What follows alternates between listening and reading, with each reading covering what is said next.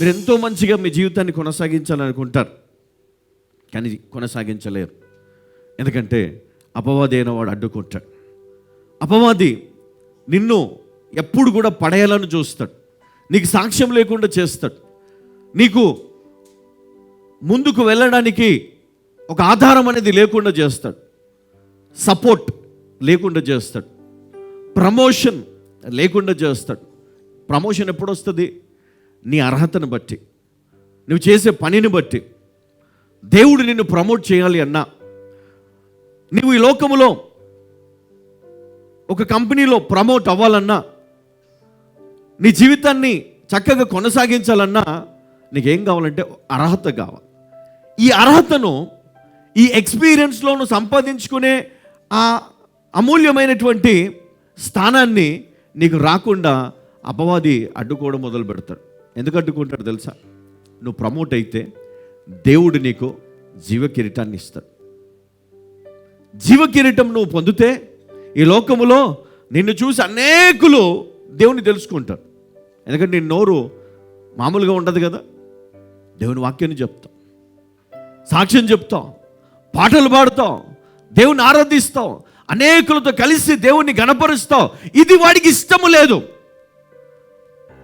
అపవాదికి ఇష్టం లేదు నువ్వు పవిత్రంగా ఉండడం, అపవాదికి ఇష్టం లేదు నువ్వు నీతిగా బ్రతకడం, అపవాదికి ఇష్టం లేదు నువ్వు సనగకుండా గుణగకుండా ఇతరులపైన బురద జల్లకుండా ఉండడం వానికి ఇష్టం లేదు.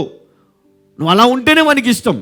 కాబట్టి ఇతరులపైన బురద జల్లే మనస్సు, ఇతరులపైన సనిగే మనస్సు, ఇతరులను ద్వేషించే మనస్సు, ఇతరులను అసహించుకునే మనస్సు దేవుడు నీకు ఇవ్వలేదు. నీకు దేవుడిచ్చిన మనసు ఏంటిది? దేవుడిచ్చినట్టు హృదయం ఎట్లాంటిదమ్మా? మాంసపు హృదయం, కఠినమైన మరి బండ వంటి రాయి వంటి హృదయం నీకు ఇవ్వలేదు. ఒకవేళ అలాంటి హృదయమును కలిగి ఉన్నా, మరి పౌలు తన జీవితంలో తన హృదయాన్ని మరి దేవుడు ఎట్లా మార్చాడంటే దేవుని కోసం చచ్చేంతగా ఆయనను మార్చాడు.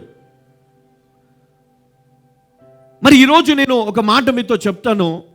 రాబోయే రోజులు బహు భయంకరమైనటువంటి రోజులు. అంటే మీరు అనుకోవచ్చు, భయంకరమైన రోజులు అంటే కష్టాలు వస్తాయా, లేమి వస్తుందా, దరిద్రం వస్తుందా, లేకపోతే కరోనా వస్తుందా, లేకపోతే ఇంకేదైనా వస్తుందా అని మనం అనుకుంటాం.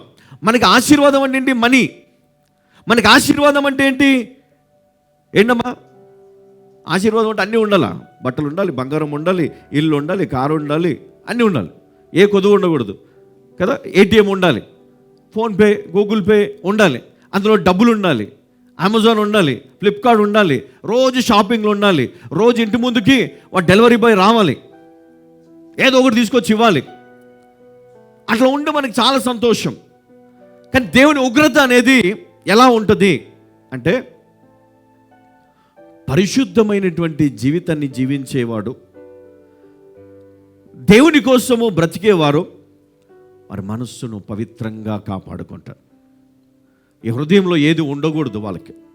ఒకటే ఉంటుంది. ఏముంటుంది తెలుసా? ఇతరులను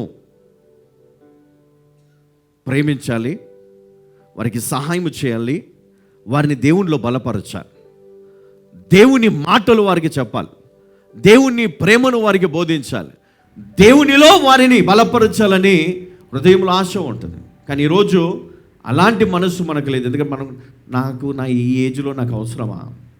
నేను యవనస్తురాలను, నేను ఎవడునను, యవన ప్రాయంలో ఉన్నాను, నేనేం చేయాలి? కొత్త సినిమా వచ్చిందంట, సండే బుక్ చేసుకో, బుక్ మై షో.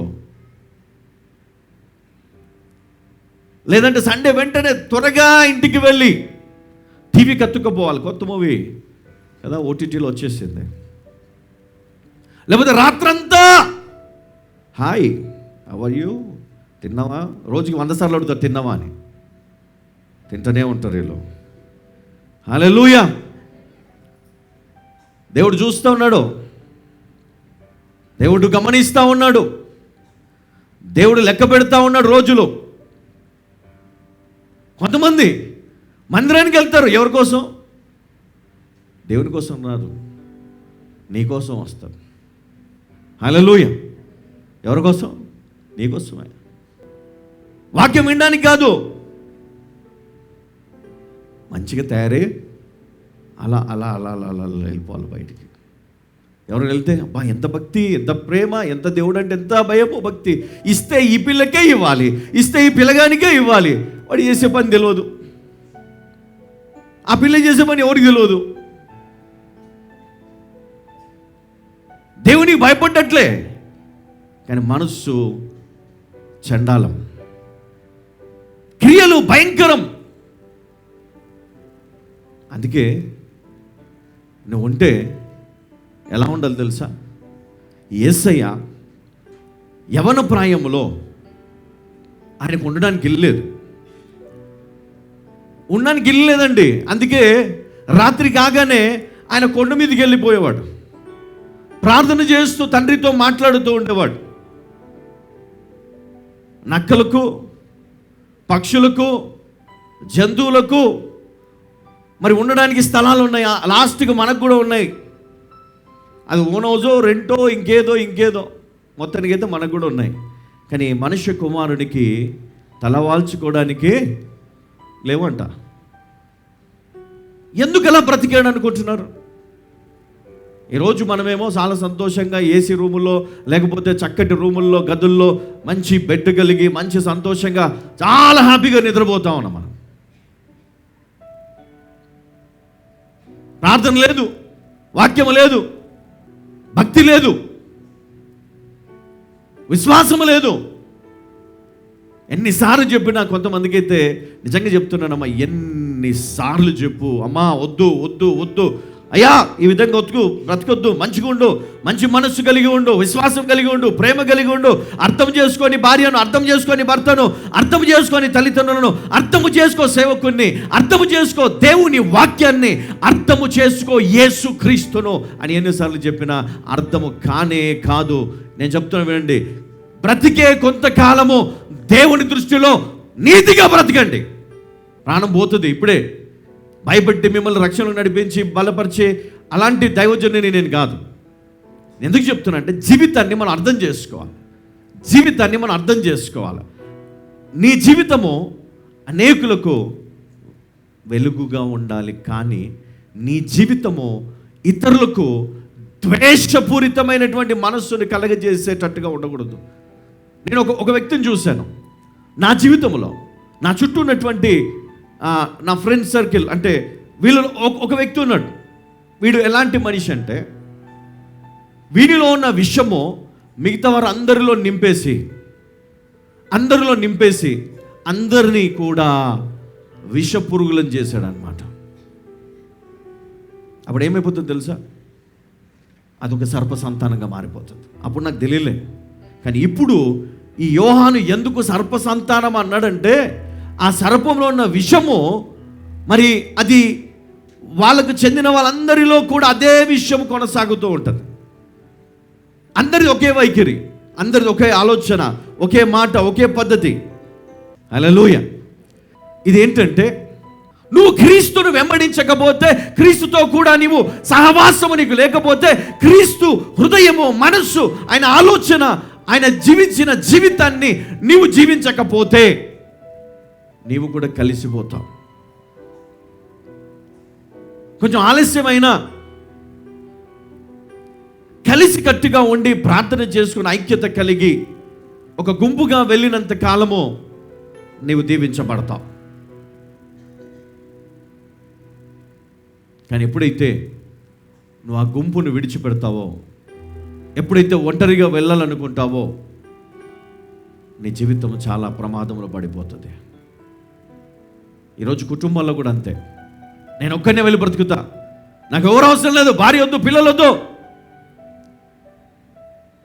భార్య వద్దంట, పిల్లలు వద్దంట.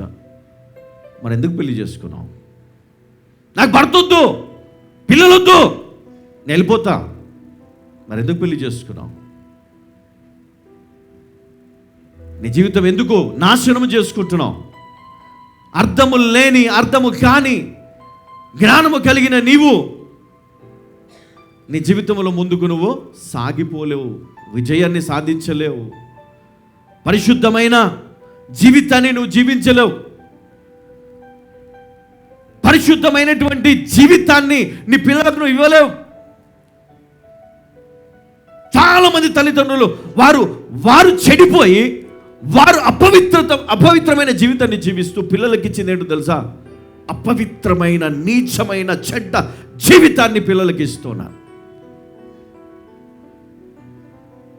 నువ్వు ఎప్పుడైతే పవిత్రమైన జీవితం నువ్వు జీవిస్తావో ఆ పవిత్రమైనటువంటి ఆశీర్వాదం, అభిషేకం పిల్లల పైన పొంగి పొర్లుతుంది. హల్లెలూయా.